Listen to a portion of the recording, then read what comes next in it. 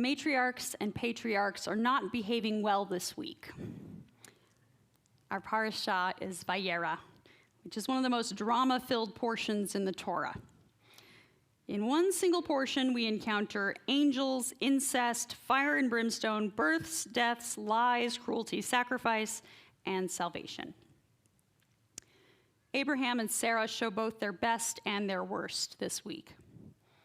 On one hand, they welcome 3 traveling strangers, who happen to be angels, into their tent with their characteristic hospitality, rushing to provide them with food and water. Later, Abraham argues with God to try to save the wicked cities of Sodom and Gomorrah from destruction. If you want to know more about that, you should come tomorrow and hear Maya's Devar Torah. On the other hand, Sarah convinces Abraham to cast out his other wife, Hagar, along with their son Ishmael, so as not to have any competition with Sarah's son Isaac. And on yet another hand, the parasha ends with Akedat Yitzchak, the binding of Isaac, in which Abraham willingly takes his son up a mountain to sacrifice him to God. You can decide whether this is Abraham at his best or his worst. The portion is full of tension, conflict, and distress. I know none of us here can relate. But I want to focus on 2 pieces of the parsha that might give us a glimmer of hope. The first is the story of Hagar and Ishmael, who are sent away from Abraham's house because Sarah has spotted Ishmael playing with, or perhaps teasing, Isaac, and wants to remove Isaac's competition from their household. Hagar and Ishmael wander in the wilderness, and we read, "When the water was gone, she left the child under one of the bushes and went and sat down at a distance, for she thought, 'Let me not look on as the child dies.' And sitting thus afar, she burst into tears." We feel Hagar's anguish as she looks on at her thirsty child, powerless to save him. But then, thank God, God intervenes.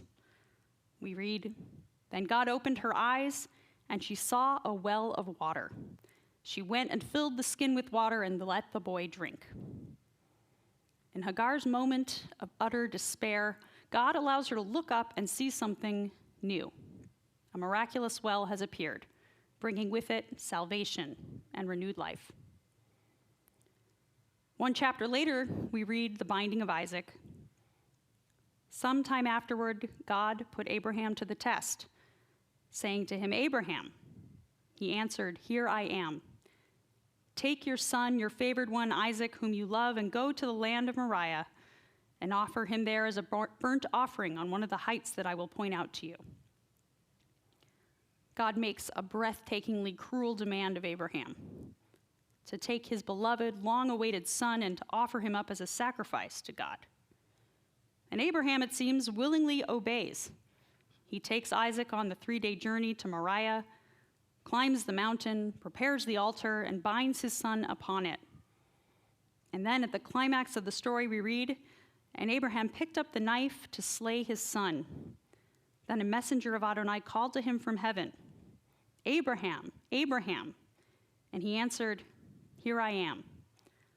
Do not raise your hand against the boy or do anything to him.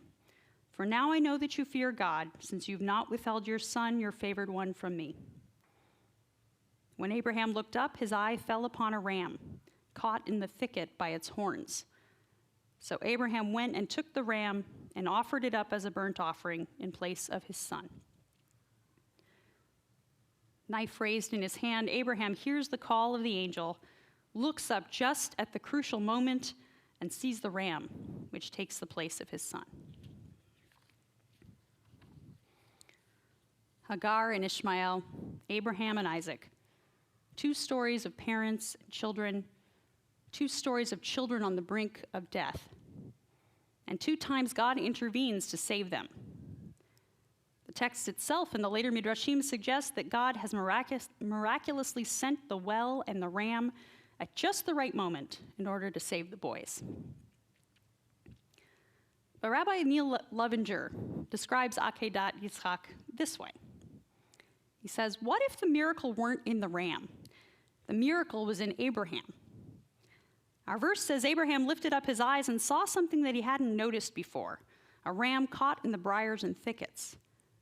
Perhaps he was so focused on his dreadful and apparently inescapable task that he couldn't see what was there, right nearby, in plain sight.